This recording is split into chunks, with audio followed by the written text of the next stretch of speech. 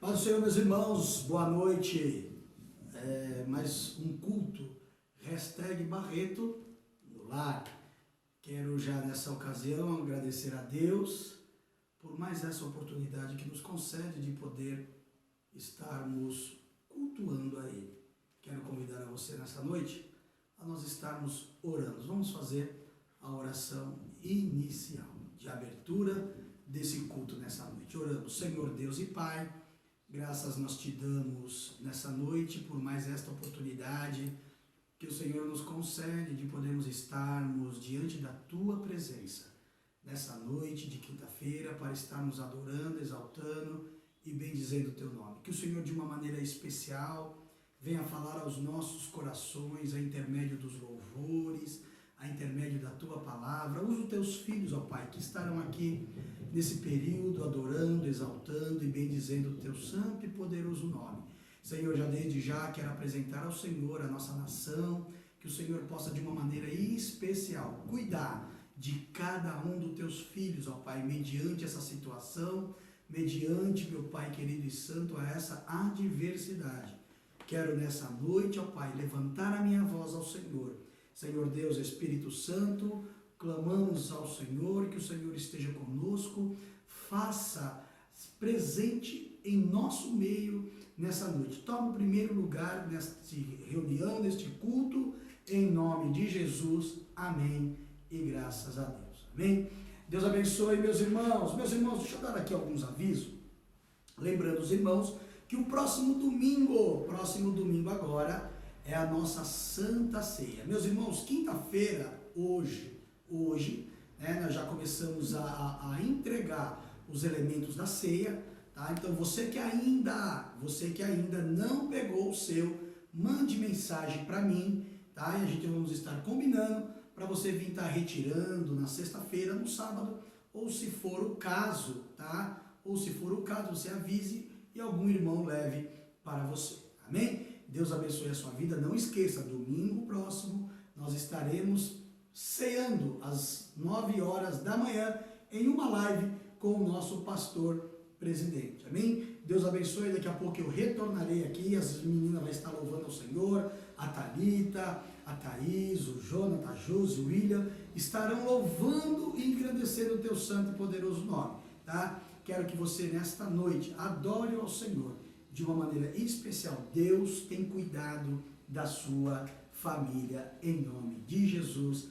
Amém e graças a Deus. Saudamos a igreja com a paz do Senhor Jesus. Vamos adorar o Senhor com o louvor de número 151.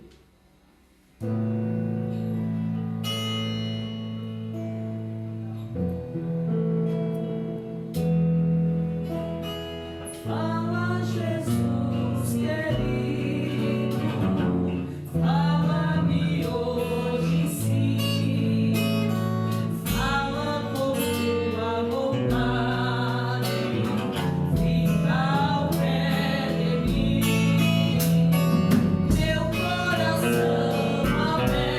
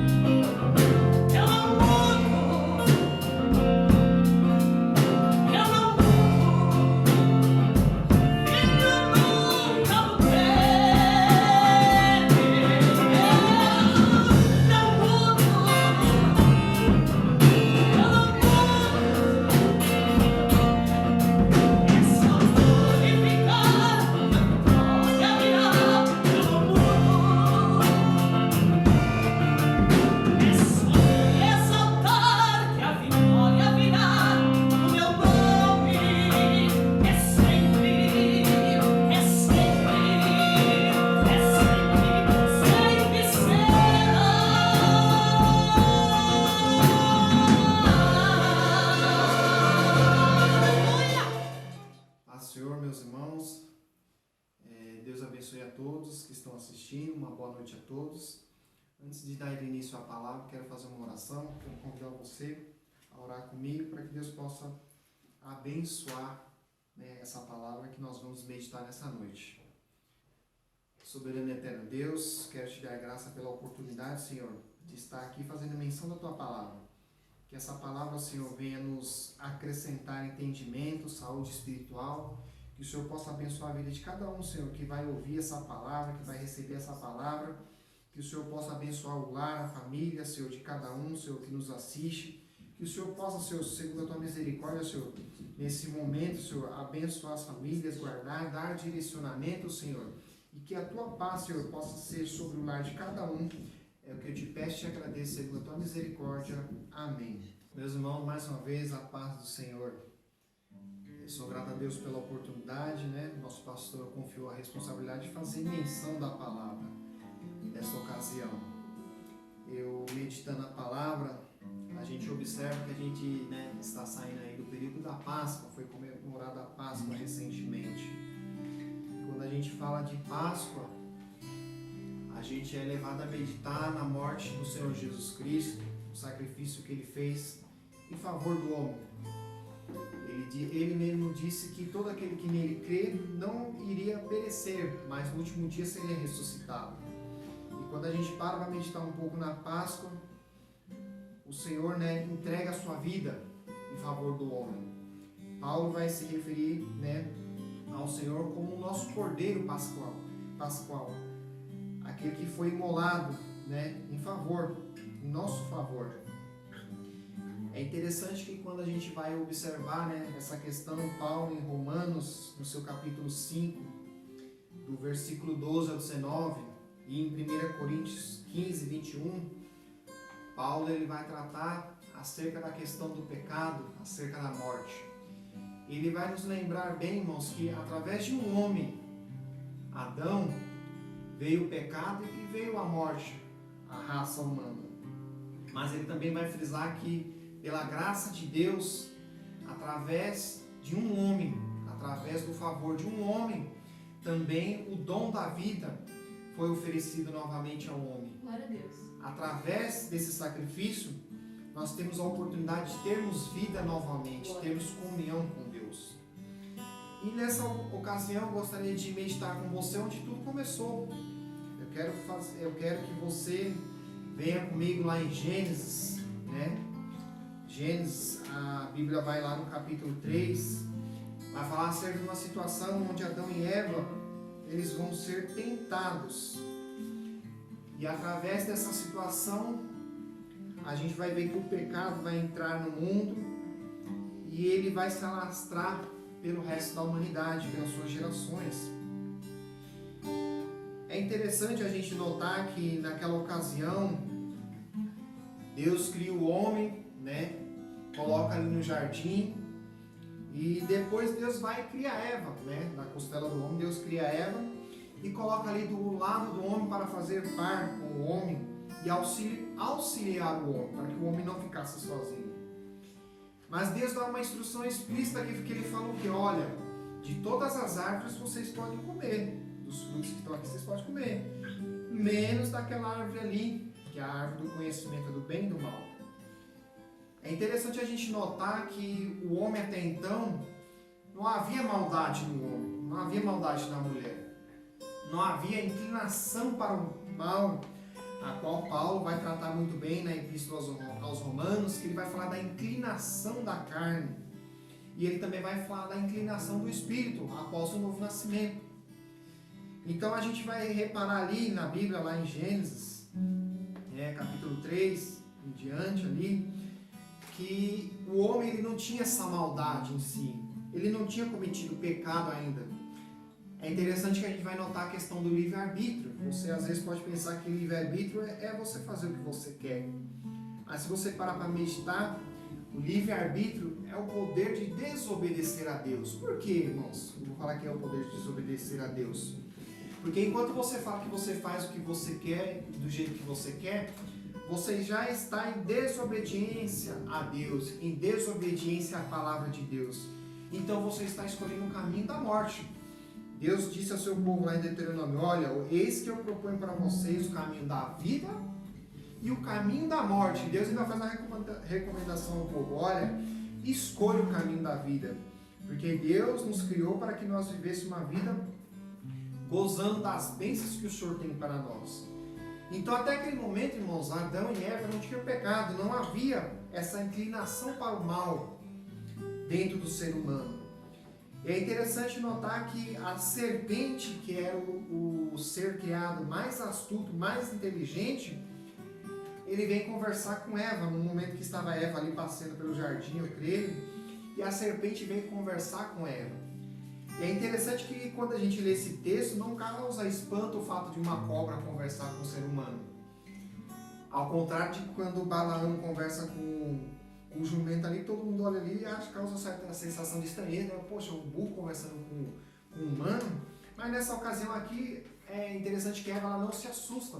É como se era algo normal a serpente falar. E a serpente ali começa a ter um diálogo com a mulher.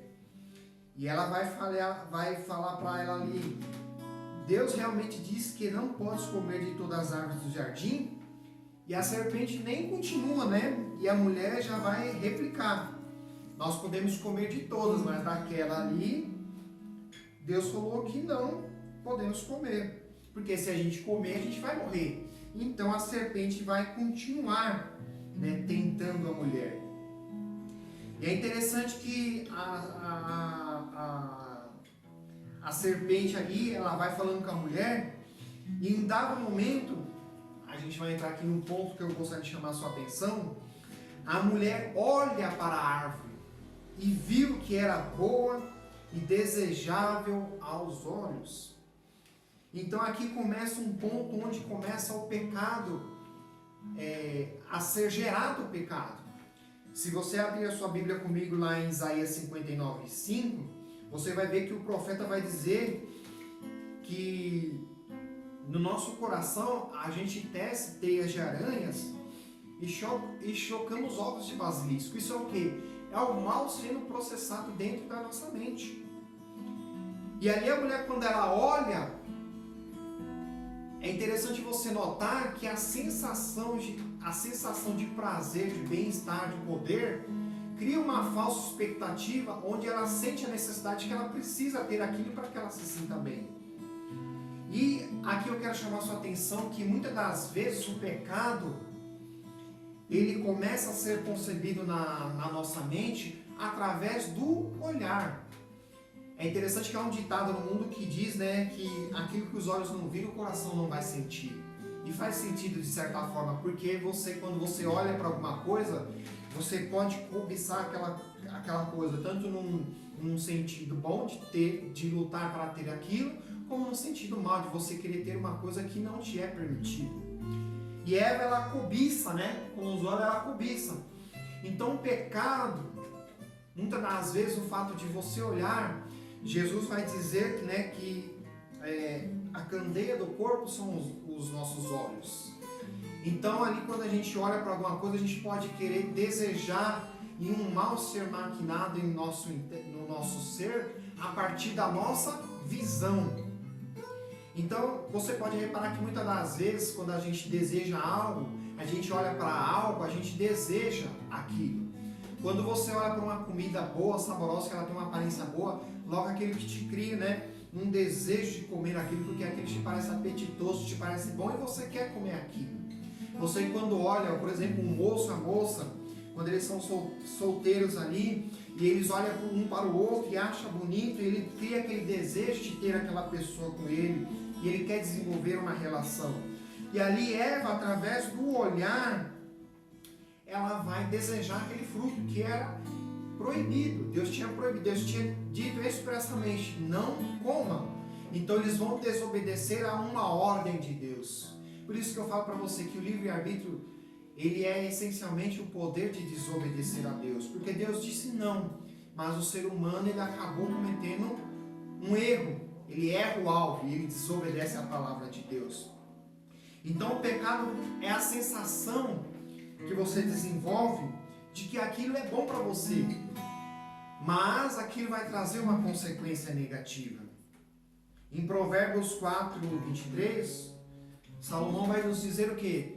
De tudo que você tem que guardar, guarda o teu coração, né?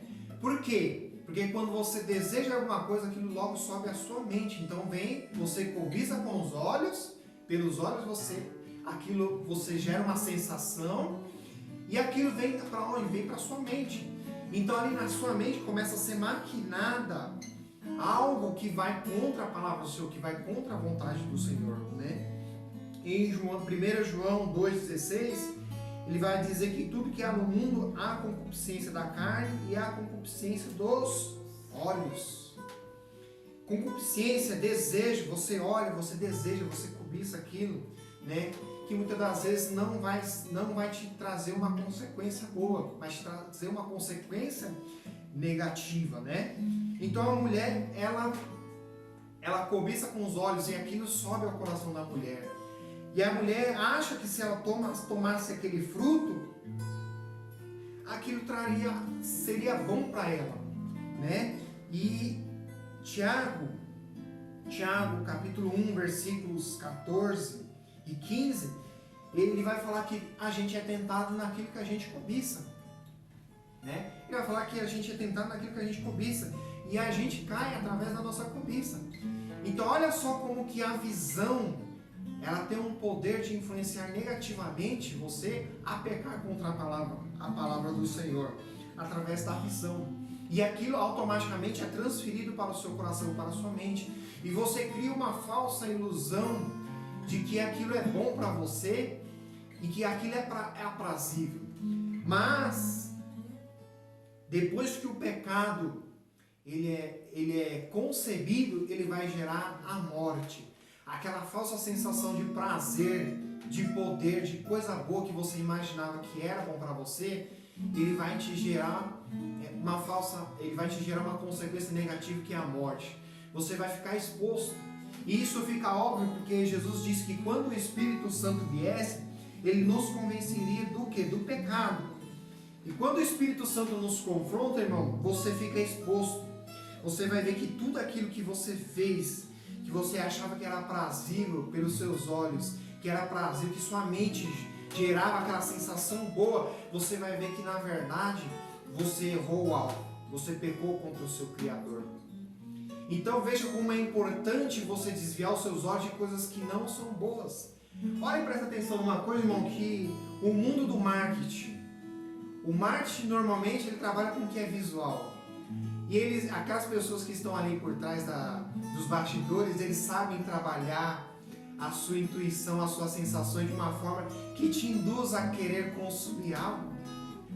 Você de repente olha para um carro que você não tem necessidade de ter aquele carrão, mas aquela estratégia de marketing, ela faz com que você venha querer adquirir aquele bem.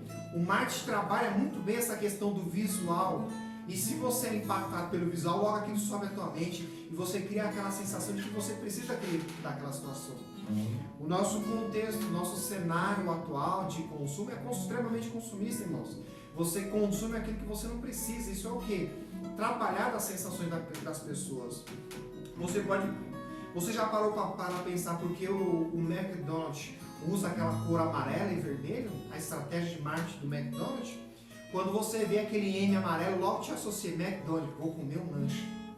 E às vezes você não tem necessidade de comer um lanche, mas aquilo já criou em você um mecanismo de que você precisa daquele algo. É McDonald's, é gostoso, irmão? Mas você precisa do McDonald's? Não precisa do McDonald's, por mais que você vai comer e aquilo te desperte uma sensação boa de poder, de algo gostoso para você. Essa é um dos objetivos do marketing. E o salmista vai dizer lá em Salmo 101 que ele não colocaria coisa má diante dos seus olhos. Por que será que o salmista fala isso? E olha para o contexto da nossa sociedade. Irmãos, a mídia, de uma certa forma, tem muita coisa negativa que é exposta no dia a dia. A televisão não é uma ferramenta boa, a mídia social é uma ferramenta boa. Mas olha, irmão, para o contexto do que é muitas das vezes exposto lá. Vamos pegar aqui o exemplo clássico, muitas das vezes a cerveja, ela era usada a imagem de uma mulher seminua. e atingir o público masculino. Você olha, o público masculino associava aquela questão da imagem feminina e tomar aquela cerveja com uma sensação de poder.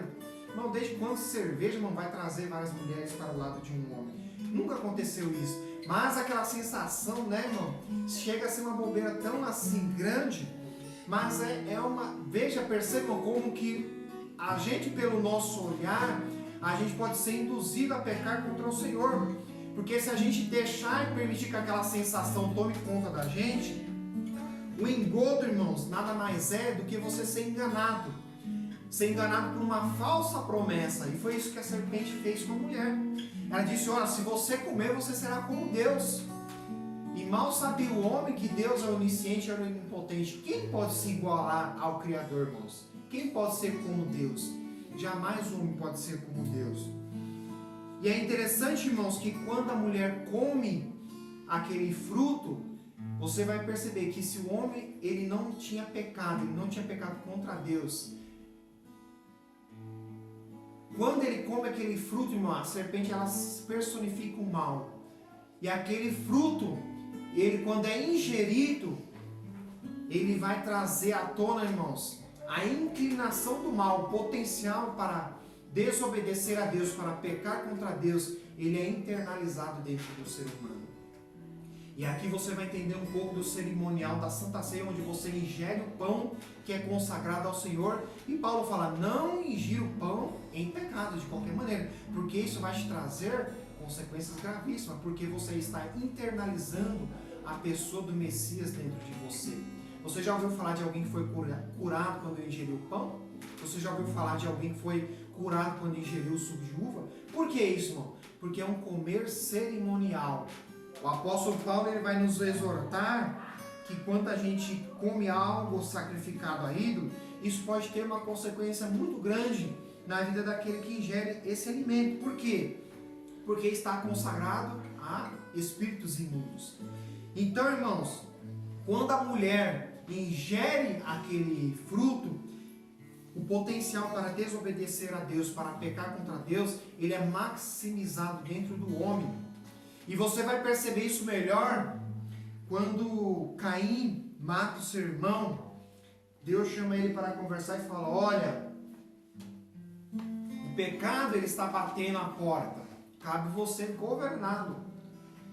Então você vê que a inclinação do mal, que é a herança que Adão nos concedeu, naquela hora a inclinação do mal, ela estava ali batendo a porta para que Caim pecasse contra Deus.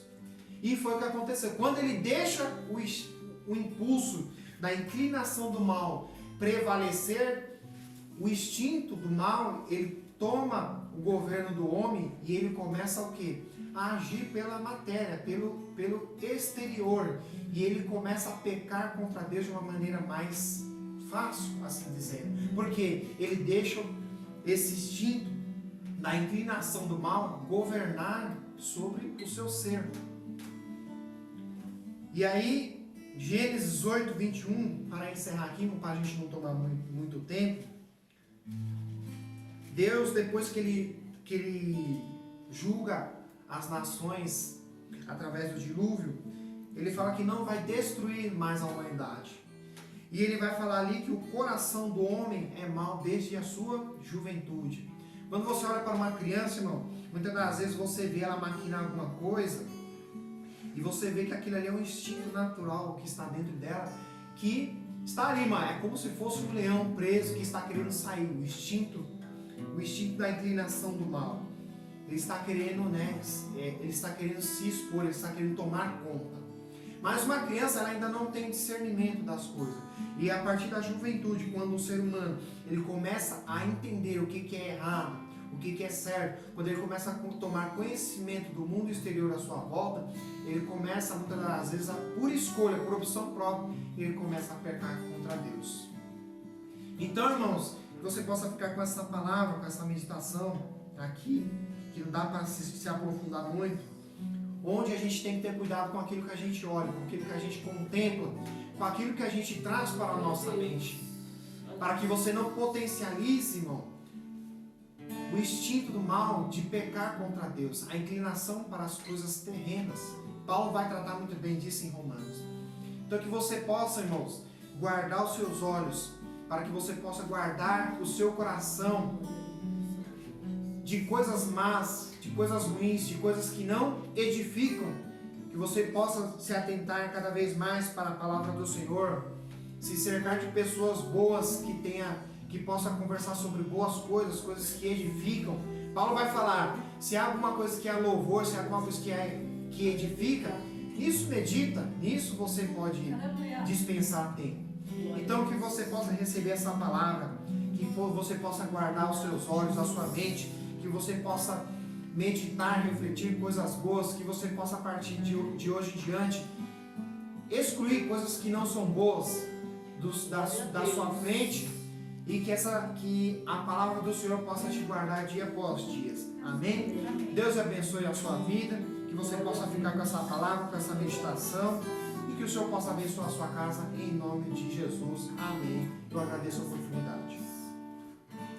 Vamos orar nesta noite pelo término desse culto. Quero agradecer ao nosso irmão Rafael, né? Deus abençoe a vida do Rafael nessa noite, que trouxe uma palavra do céu aos nossos corações. Deus abençoe a vida da Thalita, Deus abençoe a vida de todos os irmãos que estão envolvidos nesse trabalho, a Thaís, as Thaíses, Thaís ao quadrado, as Thaíses e toda a equipe, amém, irmãos? Lembrando os irmãos que nós estamos com as nossas igrejas abertas, às terça, às quinta e aos domingos, de terça e quinta, das 7h30 às 8h30, e aos domingos, das 18h30 às 19h30. Você que vai ofertar, dizimar, venha, traga a sua oferta, vamos ofertar, vamos dizimar na casa do Senhor, amém? A igreja como organização, ela tem os seus compromissos e precisa ser honrada, e você tem uma fidelidade com Deus, em nome de Jesus de Nazaré. Oramos agradecendo a Ele.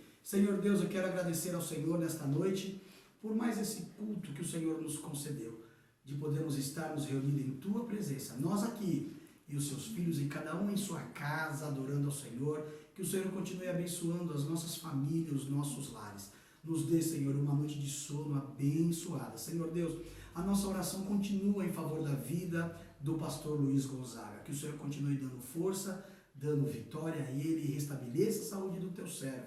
É o que eu te peço nesta noite. Senhor Deus, de uma maneira especial, abençoe a cada um dos Teus filhos. É o que eu te peço nesta noite. E lhe agradeço já certo da vitória. Amém. E graças a Deus. Amém? Josi, agora você. Eu não vou dormir em paz. Vou dormir em paz. Eu não temo a noite, vou dormir em paz. Eu não temo a noite, Cristo está comigo, vou dormir em paz. Glória a Deus. Eu não temo a noite, Glórias a vou Jesus. dormir em paz. Eu não temo a noite, Cristo está comigo, vou dormir em paz. Glória a Deus. A minha oração é essa. Que Deus guarde a sua família mediante a essa pandemia. Deus guarde a sua família. Recebam todos a bênção do Senhor. Que o grande amor de Deus, a graça do seu Filho amado e as doces consolações do Espírito Santo esteja com cada um de vós, hoje, amanhã e sempre. Todo o povo de Deus dê um brado bem forte comigo de vitória, dizendo: Amém.